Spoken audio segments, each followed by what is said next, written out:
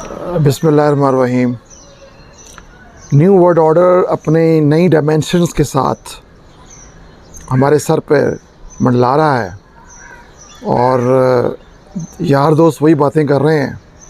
बाकी मैंने यूक्रेनियन दोस्तों से बात सुनी कि 2022 में मुमकिन है कि एक इन्वेजन हुई है और सुपर पावर से बातें कर रही है, नेटो से बातें कर रहा है और कुछ भी कोई हमारी मदद को नहीं आ रहा। बच्चे बिलक रहे हैं, ख़वातीन मुख्तलिफ़ बंकर्स में छुपी हुई हैं।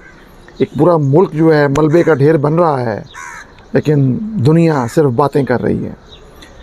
जो लोग तारीख़ से ज़रा दूर रहते हैं उन्हें हैरत होती है, हम जैसे लोगों को हैरत कम ही होती है। देख लें, अभी कुछ ज़रा दूर ना जाएं।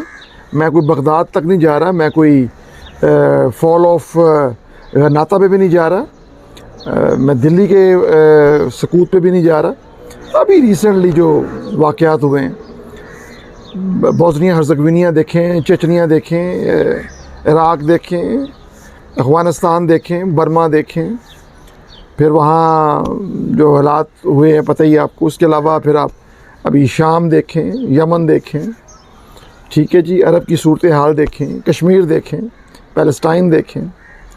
मतलब ये सारे जो इश्यूज़ हैं, क्या वो वहाँ इंसान नहीं रहते, क्या वो लोग नहीं रहते? तो कहाँ उस वक्त यूएन कहाँ है, क्या रोल था उसका है, क्या रोल है नेटो का, क्या रोल है ओआईसी का, क्या रोल है इस सिविलाइज्ड वर्ल्ड का?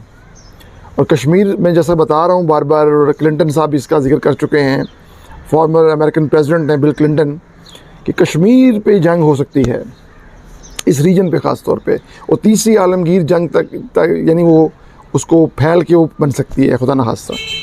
लेकिन हम इस वक्त जैसे वो रोम में नेहरू बंसरी बजा रहे थे और मोहम्मद शाह फरमा रहे थे हनूज़ दहली दूरस्त, और नादिर शाह चला वहाँ से जलालाबाद, कंधार से जलालाबाद, काबुल, पेशावर से होता हुआ वो दिल्ली के करीब पहुँच गया और शहनशाह फरमा रहे हैं दिल्ली दूरस्त। हमें भी ये भी लगता है कि ख़तरा दूरस्त, बट ऐसा नहीं है।